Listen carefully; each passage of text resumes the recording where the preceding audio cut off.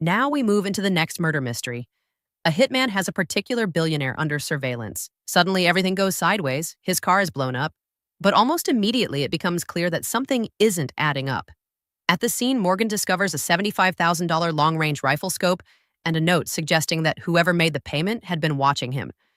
That's when the first twist hits. This hitman might not be what he seems. Morgan does what she does best. She observes. She finds an orange golf ball nearby and quickly reconstructs the scene. The trajectory suggests the golfer was positioned uphill and was left-handed. There are no tire screech marks, which tells her the golfer didn't leave in a hurry. Nearby, a 3D printed golf club is recovered from the bushes, indicating this wasn't a one-time visit. Whoever this golfer is, they're familiar with the area. And more importantly, they may still be around. That shifts the focus. Now, Morgan and Karadec need to find this mystery golfer, because he might also be a target. Meanwhile, Daphne and Oz dig into the background and uncover the identity. Douglas Neumeyer, a legendary billionaire and owner of a vacuum cleaner company, but Neumeyer's empire isn't as clean as it looks. Some of his vacuum models have been linked to serious safety issues, including fires that caused multiple deaths and injuries. His legal team has managed to suppress the truth through aggressive gag orders, keeping the public largely unaware. But clearly, someone affected by those products has decided to take matters into their own hands. The mission becomes simple in theory: find Neumeyer before someone else does. The problem is Neumeyer doesn't want to be found. He's constantly moving between properties, staying hidden, unaware, or perhaps fully aware that he's being hunted. Morgan notices something subtle but important. Two of Neumeyer's bodyguards are wearing a specific brand of boots, commonly used by ex-military personnel. She traces the footprint pattern to a German manufacturer, which helps narrow down possible connections and locations. Following that lead, they begin closing in, only to uncover a major twist. Neumeyer is working with the FBI, and the supposed hitman? He's actually an undercover FBI agent, planted to draw out whoever is targeting Neumeyer's life. At this point, the case is no longer just a local investigation. The feds step in, bringing their authority and their secrets with them. Among them is Special Agent Taylor, and unexpectedly, Nick Wagner is also tied into the operation. The team splits up. Morgan and Daphne head to Neumeyer's mansion to dig for anything useful, while Karadec and Nick check into Curtis Bell's hotel, trying to see if he had already been compromised. At the hotel, Nick reminds Karadec of their prior agreement. He's supposed to keep him informed about Morgan's activities. Trust, clearly, is still an issue. While searching, they uncover a hidden stash, including a hard drive filled with sensitive data. Back at the mansion, Morgan doesn't hold back. She goes on a full rant about Neumeyer, calling him an obnoxious, corrupt billionaire who knowingly released faulty products that cost people their lives. As she digs deeper, she uncovers his so-called charity work. But it's all a facade. The charities are owned by him, essentially allowing him to move money between accounts, host events, and reward himself with public praise. A classic case of manufactured philanthropy. When Neumeyer confronts her, the tension explodes. He belittles her, claiming she's wasting her intelligence, that she lacks discipline, and that she'll never reach her full potential. Morgan fires back in the only way that matters. At least she hasn't gotten anyone killed. Away from the case, Elliot is dealing with his own emotional struggle. He's upset after seeing Morgan receive flowers from Reese earlier that day. In his mind, it threatens the idea that his parents might get back together. He tries to orchestrate ways to fix their relationship, but Morgan gently explains the reality. Parents can separate and still care for each other and for their children. But for her, there's no going back. Back to the investigation. At Neumeyer's mansion, Morgan finds a photo of a woman he may be having an affair with. That leads them to her husband, Joe, who becomes a prime suspect. It seems straightforward. Joe hired the hitman, the undercover agent, out of revenge. But then the case twists again. Joe paid $75,000 up front, but the money somehow moved from his hotel room to the hitman's car. That means someone accessed his room, took the cash, and planted it to make it look like a clean assassination setup, which can only mean one thing. Joe is being framed. Whoever killed the undercover agent knew about the operation, knew where to find him, and knew where the money was hidden. That kind of access points in one direction: the FBI. More specifically, Wayne, the FBI's CID. It's revealed that Wayne had been secretly working with Neumeyer as an inside man, feeding him information about the investigation, its progress, its weaknesses, everything. Neumeyer was essentially paying for protection from the very system meant to expose him. When another agent, Cotter, starts getting too close to the truth, Wayne takes action. He breaks into Cotter's hotel room, deletes evidence, and kills him, staging the scene to frame Joe. But it doesn't hold. The truth comes out, and both Wayne and Newmeyer are arrested. In the end, Morgan gets the last word. She looks Newmeyer in the eye and repeats his own insult back to him. What a shame. All that intellect wasted. But the moment lingers. Because underneath it all, it hits something personal. Newmeyer's words echo the same criticism Morgan has heard before from her own father. The idea that she isn't living up to her full potential still lingers in her mind. Karadec notices, and this time he steps in. Not as a partner, but as someone who genuinely sees her worth. He reminds her of how much she's already done, how valuable she is, and how much she's changed the department since she arrived. And for once, Morgan lets that sink in. Now we move to the next case. A part-time skydiving instructor is murdered mid-air. The victim is Captain Alonzo Padilla, an Air Force therapist who also taught skydiving classes on the side. During one of those jumps, something goes wrong, and he never makes it down alive. When his body is examined, a disturbing detail emerges. Inside his jumpsuit is a death threat, warning him to stay away from whatever he was investigating. But Morgan quickly notices something others miss. The writing isn't fresh. The ink is already fading, suggesting the note had been there for several days, not placed during the jump itself. The medical examiner confirms the cause of death: hypoxia, a lack of oxygen. That immediately raises a question. How does someone suffocate in open air? The team searches Padilla's locker and finds a black and white keycard that doesn't belong to the skydiving company. It's out of place, and potentially the first real clue. Back at the station, things take a turn for Morgan, and not a good one. Her habit of fast-tracking reports and jumping ahead in investigations has finally caught up with her, costing the department $12,000 in the process. Internal Affairs, led by Solomon, steps in and delivers the verdict. Morgan is banned from assisting on active cases and is required to attend the Detective Training Academy. For now, the team moves forward without her, but this is Morgan, so of course she's not staying out of it. Karadec, trying to help in his own way, encourages her to stay open-minded and introduces her to his friend, Sergeant Dottie, hoping the experience will ground her. Meanwhile, Karadec and Captain Wagner visit Padilla's home. There, they meet Ethan, one of Padilla's students, who was recently seen arguing with him. Ethan is also an aerospace engineer, someone with both the knowledge and capability to tamper with equipment, even mid-air. And he has motive. Ethan blames Padilla for his brother's death. His brother, a former Air Force pilot, had been struggling with symptoms of PTSD and sought help from Padilla, only to later be found dead. Ethan is clearly carrying unresolved anger, but he refuses to explain what he was doing at Padilla's house. Still, Wagner is convinced there's more to uncover. Without hesitation, he pushes past proper channels and secures a warrant to search Ethan's house. Another example of him overstepping authority. It's not the first time either. Earlier, he subtly undermined Selena's leadership, suggesting her team lacked control, which is why Morgan had been breaking rules in the first place. The tension within the department is starting to build. Elsewhere, Arthur reaches out to Selena. He explains why he's gone into hiding. He believes the man following him is getting dangerously close. Despite Selena's warning, Arthur is determined to track him down himself, hoping it will finally lead to answers about Roman's disappearance. Back to the case. When Wagner and Karadec visit Padilla's workplace, his supervisor reveals something crucial. After the death of Ethan's brother, Silas, Padilla had started acting differently. He believed something deeper was going on. In his office, they uncover a coded investigation sheet. With Morgan's unofficial help, the pieces start coming together. Padilla had discovered a serious flaw in a plane prototype developed by Ethan's company. The cockpit wasn't receiving enough oxygen, causing pilots to experience hypoxia, explaining the symptoms Padilla had observed. And ultimately, what killed Silas. Padilla had already begun gathering evidence, which made him a threat. That leads them to the plane's lead engineer, Randy Pike. If Padilla exposed the defect, Pike stood to lose everything. And Padilla wasn't just suspicious. He had proof, stored on a flash drive. But after Padilla's death, the flash drive is nowhere to be found, which can only mean one thing. The killer got there first. Meanwhile, Morgan spends the day with Dottie, and, true to form, becomes a bit of a handful. But despite the chaos, Dottie sees something others often overlook. Impressed, she recommends that Morgan be allowed to stay, under supervision and with additional training. Unfortunately, Solomon ignores the recommendation. Morgan is fired. Selena doesn't take that lightly. She confronts Wagner, holding him accountable for his role in the situation and firmly putting him back in his place. But Morgan isn't done yet.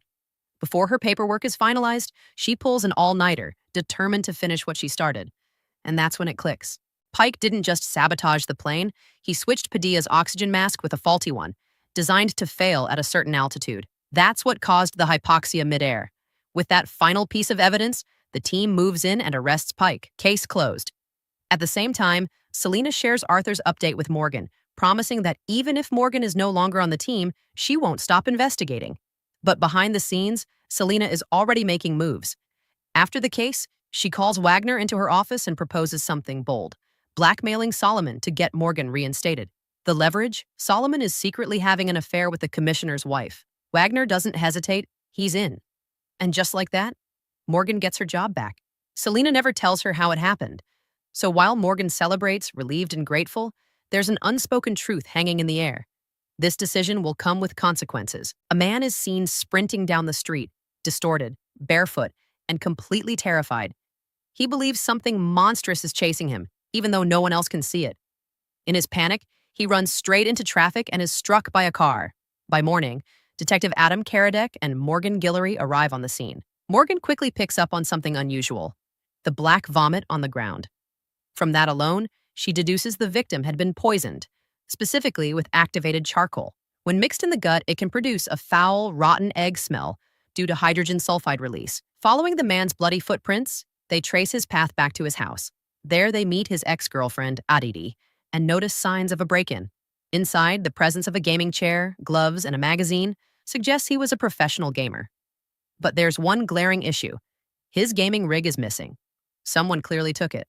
Aditi tells Morgan and Karadec that earlier that morning, he called her in a panic, saying he kept killing someone over and over again, and now that person was coming to kill him. They realize he's referring to his in-game character in Battle Dynasty. The victim, Declan Harker, had once been highly skilled at the game, but abruptly quit a year ago, only to return recently. Aditi confirms that when Declan quit, he got rid of his main setup but kept a backup laptop, which is now missing. Karadec tracks the laptop to a game developer who admits he'd been helping Declan deal with his gaming addiction. Shocked by Declan's death, he reveals they had a heated argument the night before. This is where things take a darker turn. Declan had $100,000 in cryptocurrency and had been repeatedly targeting the same player in the game, killing them over and over. That player had threatened him in real life, even mentioning a gun. Meanwhile, earlier that morning, Karadec had run into his ex, Lucia. Their relationship ended because he always put work first. Their brief catch-up made him late, and back at the station, Morgan and Selena Soto don't let him forget it. Selena, in particular, urges him not to repeat her own mistake of prioritizing work over family. At home, Morgan checks on Elliot and discovers he's playing Battle Dynasty. Concerned, she warns him about how easily people like them can become obsessive. Elliot insists he's just unwinding before bed. They talk about the in-game chat where someone threatened to plant him. Elliot explains that due to translation errors, plant might actually mean farm, and that the supposed gun threat could have been mistranslated entirely, possibly referring to something like puffer fish poison, highly dangerous, capable of causing hallucinations, vomiting, and death with even a small dose. While it's a delicacy, only specially trained chefs can prepare it safely. That narrows their suspect list. This leads them to a local sushi chef who serves puffer fish. His teenage twin sons, Jin and Rio, quickly become persons of interest.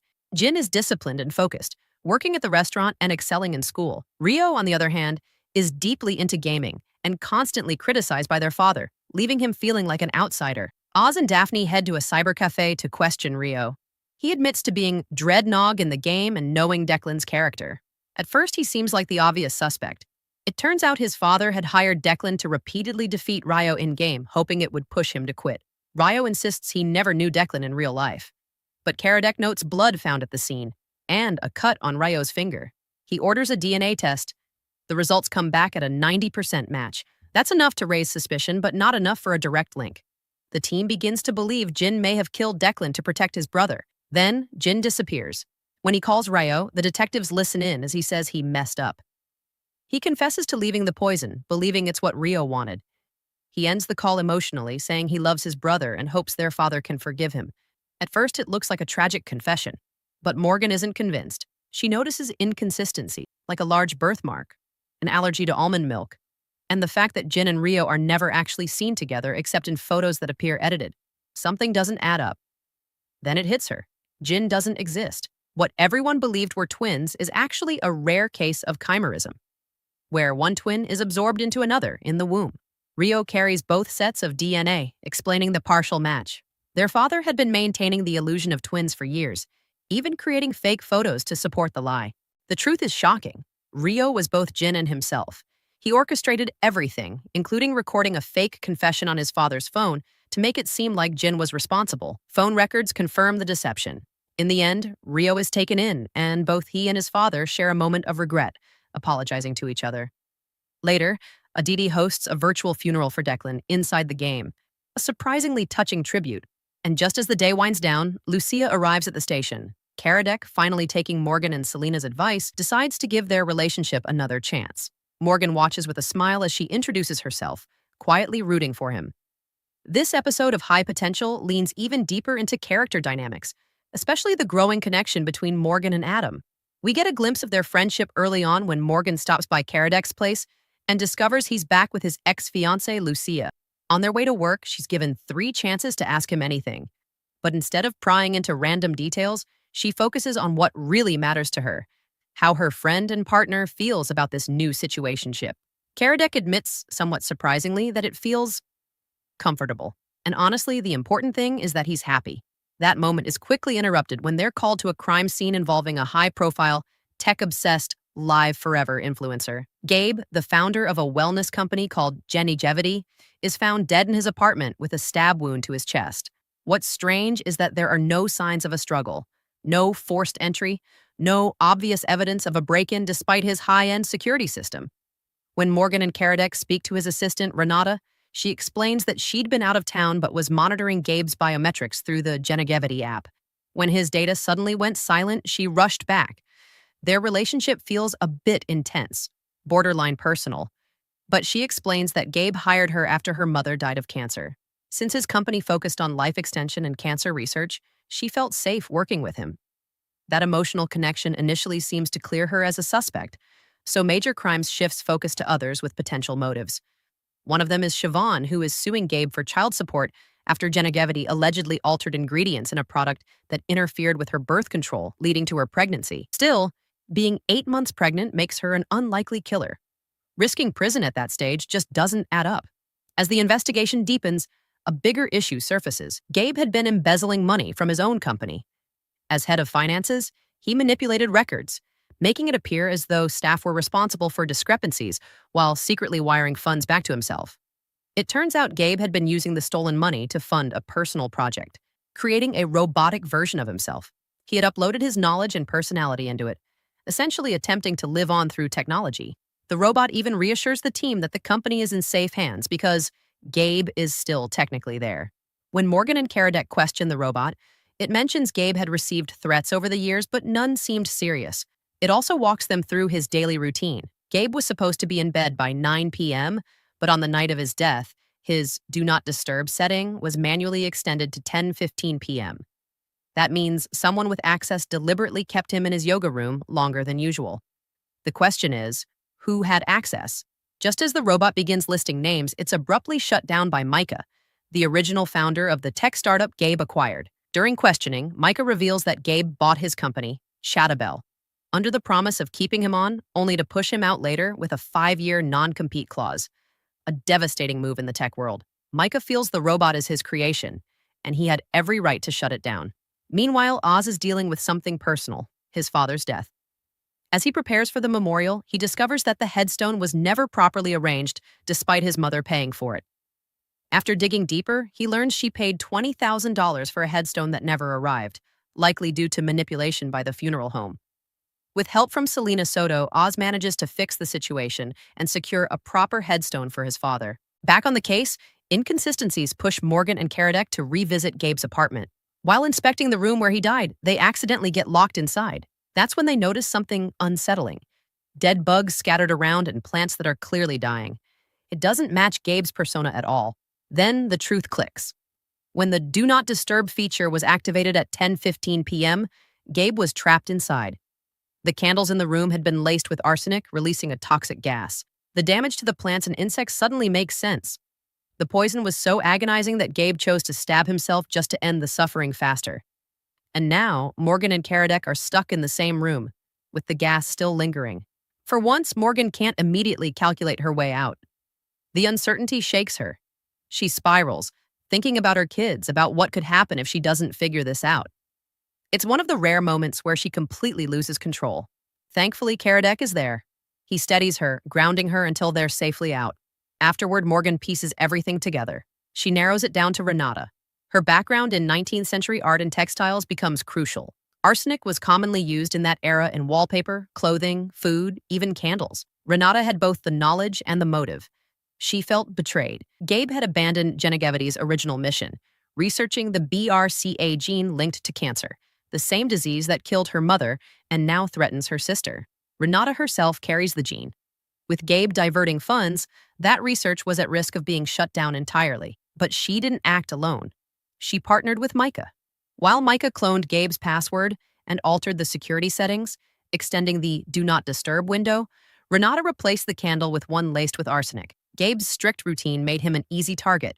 Afterward, Morgan opens up to Karadec, admitting she's ashamed of how she fell apart during the case, especially when he needed her. But Karadec reassures her. They're partners. They can rely on each other. And if the roles were ever reversed, he knows she'd be there for him too. Meanwhile, Karadec and Lucia share a quiet moment at home, reflecting on their past and the pain of their broken engagement. It ends with a kiss, sweet but complicated. And if you're rooting for Morgan and Karadec, yeah, it's not looking great right now. In this episode of High Potential, things kick off with two robbers attempting a carjacking at a dealership known for selling highly advanced, tech-driven vehicles. But the situation spirals quickly. The car switches into self-driving mode, causing a crash that forces the robbers to abandon the scene. When the police review security footage, they uncover something far more serious. The victim inside the car wasn't killed during the attempted robbery. A bullet wound to his chest reveals he was murdered elsewhere, and his body was later placed in the vehicle before the carjackers even arrived. The crash leaves the victim's face unrecognizable, making identification difficult. For now, he's just a John Doe. As Adam Karadec and Morgan Guillory work the scene, Karadec's allergy suddenly flares up, something new that catches Morgan's attention. Morgan, however, quickly proves her value.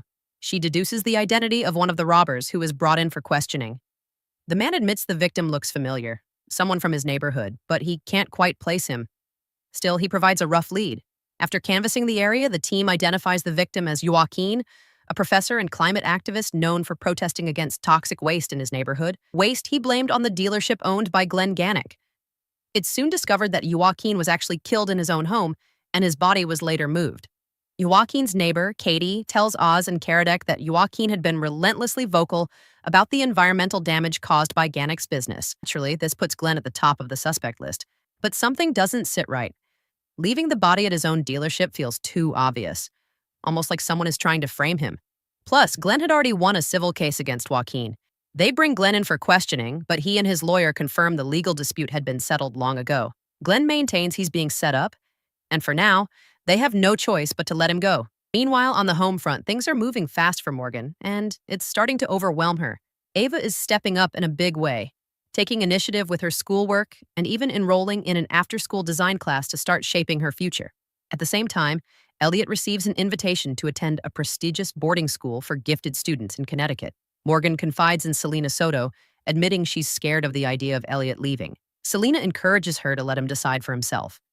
In the end, Elliot chooses to stay home, a heartfelt moment that lands even stronger thanks to Ava's quiet guidance. It's a proud big sister move, and Morgan clearly sees it. Back on the case, Morgan and Karadec visit the judge who previously ruled on Joaquin and Glenn's dispute. They learn Joaquin had been furious over a restraining order that prevented him from accessing his own garden, and he even went as far as threatening the judge. While speaking with Judge Line, Morgan notices a recurring lunch appointment on his calendar, along with a money band typically used to hold $2,000 in cash. When she brings it up, the judge becomes defensive, claiming he's simply helping out an old high school friend named Stu, who's fallen on hard times. Karadec questions Morgan's suspicion, but she doubles down, suggesting the judge might be hiding an affair with a dominatrix and could have had a motive to silence Joaquin. It's a bold theory, but not entirely off-brand for her instincts. Soon after, Katie is framed when the murder weapon is found in her home, leading to her arrest. But the case takes another turn when Morgan and Karadec track down Darby Winters, a man who broke into Katie's house and planted the gun.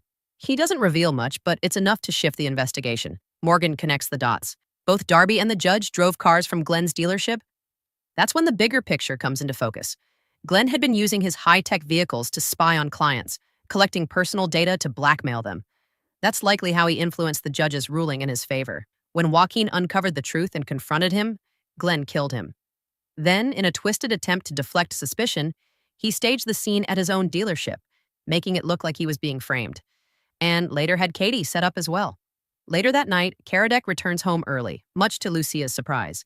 She mentions possibly finding a new place in town and notes that he's changed.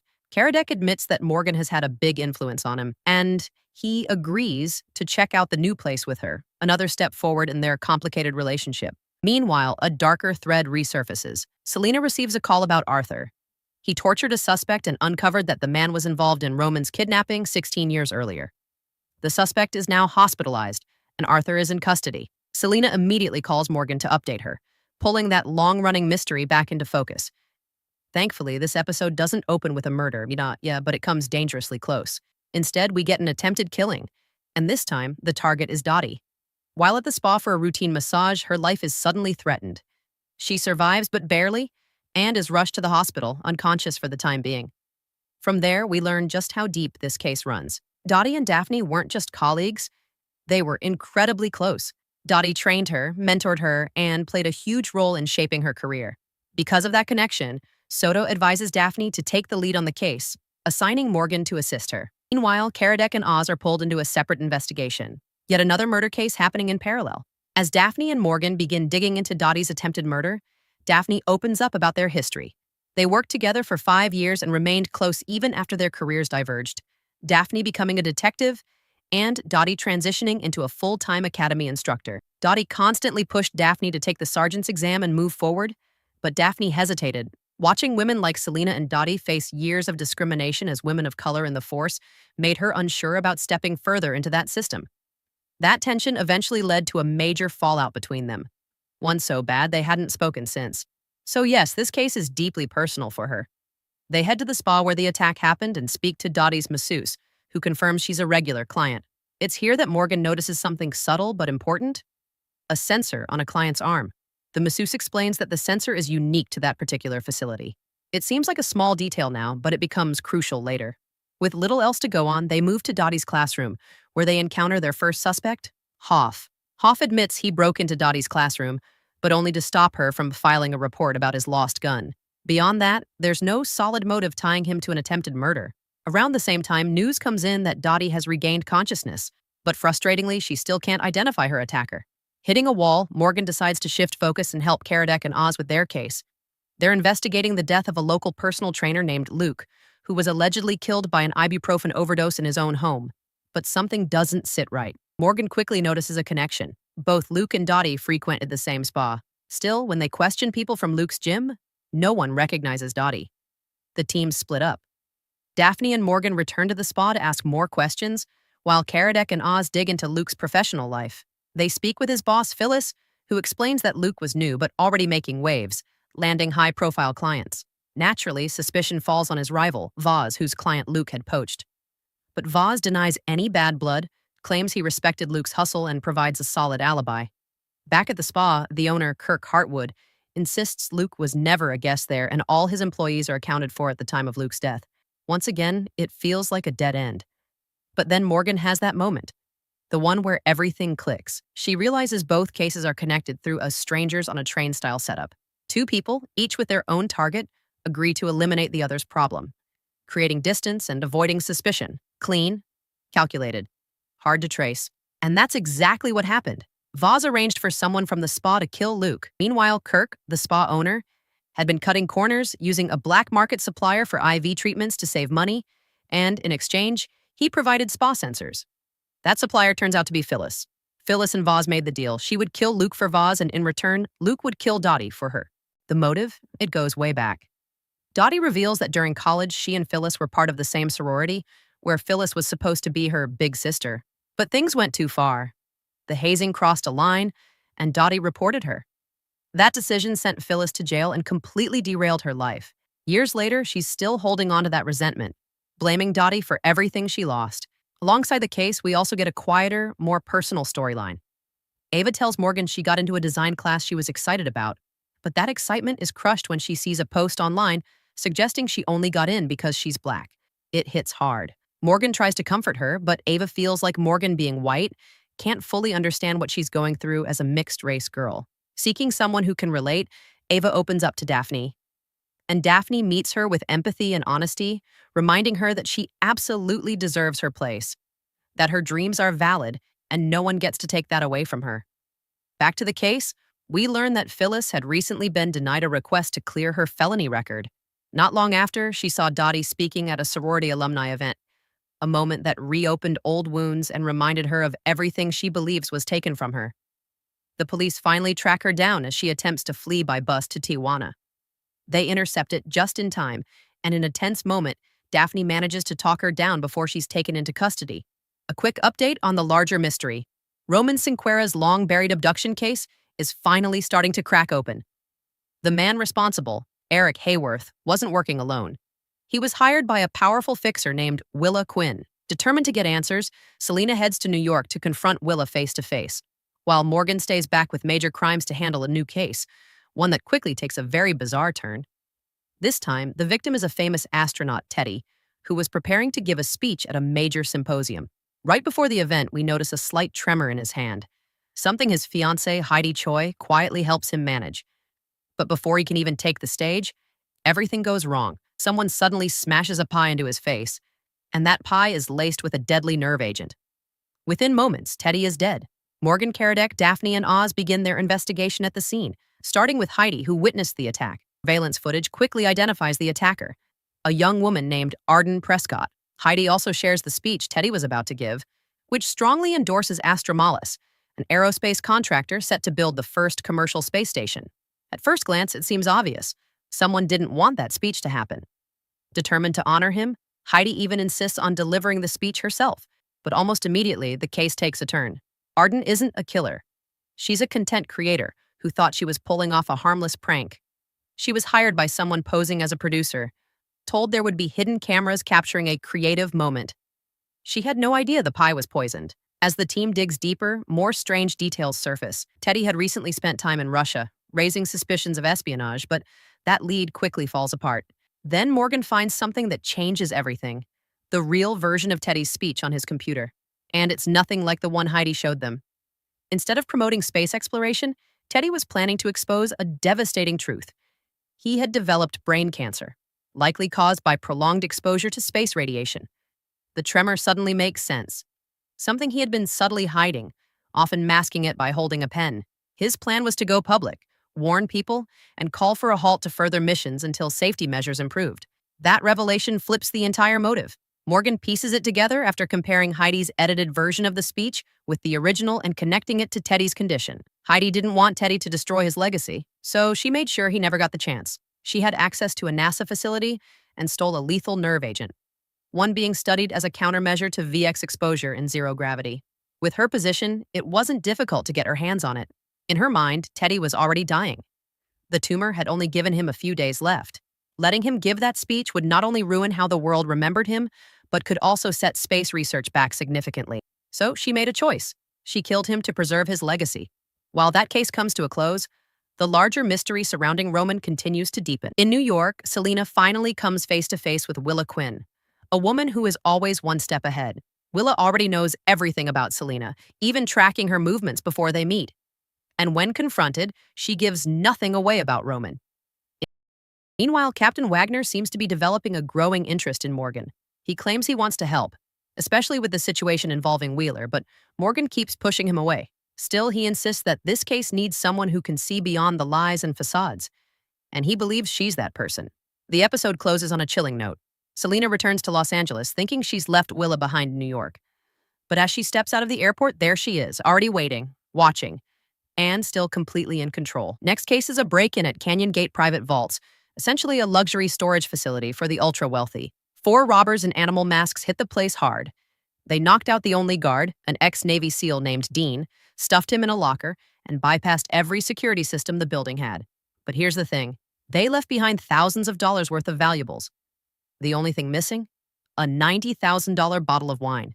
Morgan immediately knows something is off. She checks the vault sensors and finds that Vault 312 rented under the name of LA's very first mayor, who has been dead for 150 years, ran unusually hot during the break-in. Her conclusion is, the wine was a smokescreen. The real target was the hard drive inside that vault, and the robbers copied it before walking out. From the jump, Captain Wagner is way too involved in this case. Morgan clocks it immediately. After snooping through his office, she uncovers the full story. Wagner crossed paths with this exact crew years ago in Oakland. He was shot 3 times. His fiancée, fellow officer Taylor Lawson, was shot in the femoral artery and bled out in his arms. He never caught them, and he has never stopped looking. When Morgan confronts him, he finally opens up, and it leads to one of the episode's most raw moments. Later, at the warehouse where the robbers rehearsed, Wagner is upstairs getting drunk off the stolen wine, spiraling. Morgan shows up, and the two of them end up sharing a moment of vulnerability. She admits she sometimes wishes Roman had died too. He leans in to kiss her, but she steps back and leaves. Their next lead is a city clerk named Mitchell Houston, who turns up dead. The trail leads straight to the mayor of LA, who shows up personally to shut the investigation down. After some pressure from Wagner, he finally reveals what's on the drive. It's the city's emergency backup system. Power grid, water supply, air traffic, everything. Whoever has a copy of it can bring Los Angeles to its knees. But Wagner's instinct says this crew isn't here to cause chaos. They are thieves, not terrorists. Here's where Morgan does what Morgan does best. The team tracks down a hacker named Colton, who helped the crew. He even planted a tracker on their burner phone. But when SWAT moves in, an IED goes off and the robbers slip away. All that's left is a strange maze layout in the warehouse and a grocery receipt from a Mexican market 6 miles away that makes no sense. Morgan lies in bed running it all back in her head and suddenly sees it. The maze isn't a maze. It's a map of forgotten tunnels running under the city.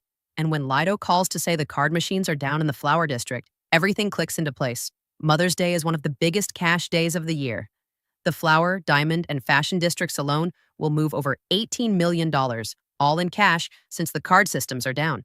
That cash gets sent through pneumatic tubes underground to collection points. The crew is going to drain those tubes from below, grab the cash, and disappear through the tunnels. And that Mexican market on the receipt? It's sitting directly above one of the collection sites. The team storms the tunnels through the market basement. A shootout breaks out. Most of the crew gets taken down, but the last man standing is the one who killed Taylor. When Wagner corners him and recognizes the gun, something in him snaps. He beats the man way past the point of an arrest.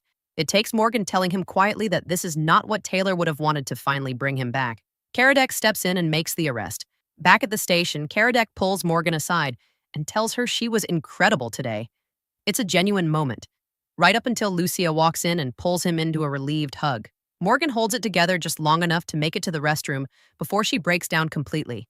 That shot says there's hope for Morgadec. Soto pulls Karadec aside with 2 bombshells. First, Hayworth, the key witness in the Roman Cinquera case, is dead in his cell. They're calling it suicide. Neither of them buys it. Second, surveillance photos show Wagner's own father, Nick Wagner Sr., meeting privately with Willa Quinn. The question now hanging over everything is Captain Wagner involved in Roman's disappearance? Because Morgan and Wagner just kissed in the elevator. And if he's been playing her this whole time, there is no coming back from that. The finale opens at a rooftop hotel pool. Guests are having the time of their lives, completely unaware that the woman lounging a few chairs away is dead. It's not until a waiter goes to take her order that anyone realizes something is very wrong. The victim is Vera Hensley, a celebrity known for co-hosting a popular home renovation show with her husband, Frank. Here's the twist right out of the gate. This is the exact hotel where Lucia works as a VIP manager. And Frank, Vera's husband, has been quietly staying in the penthouse. Morgan notices Vera's body is still wet, meaning she was up there the night before when the pool was closed. And somebody wiped the security cameras. This is already messy. Morgan and Karadec sit down with Frank in his penthouse suite. He plays it cool. Claims he never even saw Vera at the hotel. Says they had an open relationship and regularly took breaks from each other. But Morgan spots a bra on the floor and notices a lamp, and other items are missing from the room. Frank has no explanation. The team can't move on Frank yet, until Morgan spots blood on the elevator buttons on his floor. That changes everything. Frank gets pulled into the station, but as Morgan is leaving the hotel, she sees something she doesn't mention to anyone.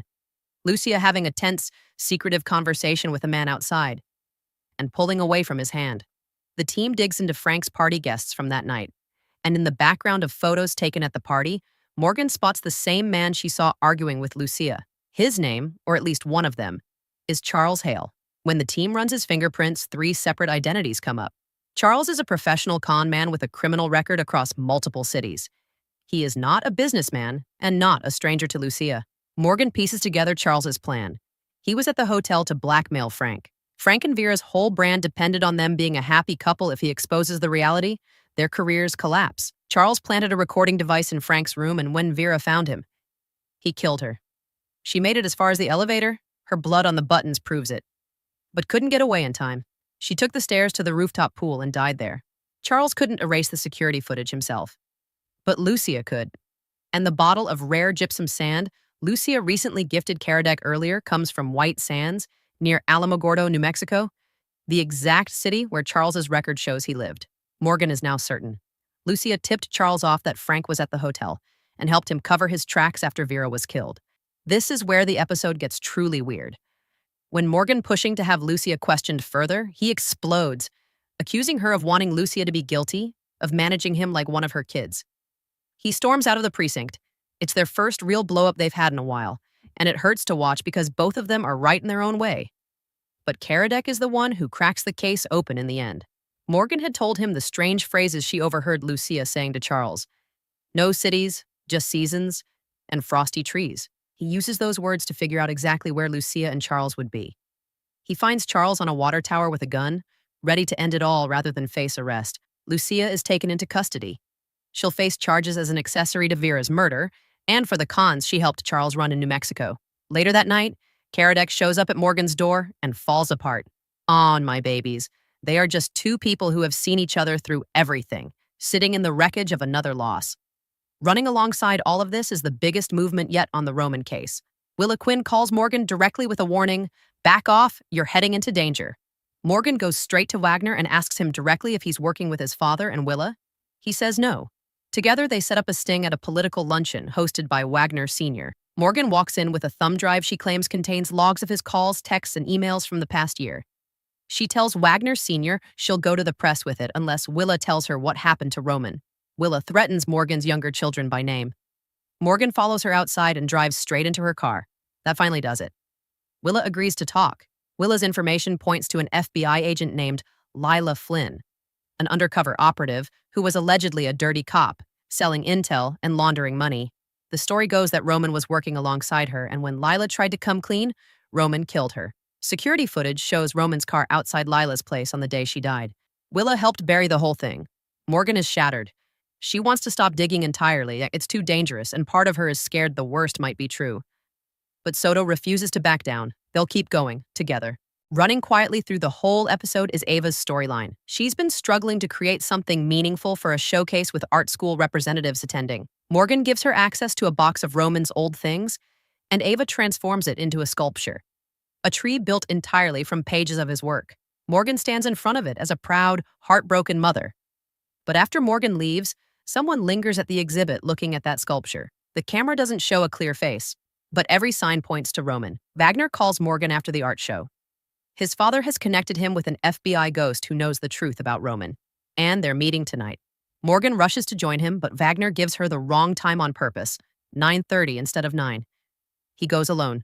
When Morgan arrives, she finds Wagner slumped on a bench, stabbed in the back and barely moving. She holds him and screams for help as the season ends. Which leaves me questions. Did Wagner Sr. set his own son up? Was it Roman watching his daughter's art show from the shadows, or some bad guy meant to kill her? And is Wagner going to survive?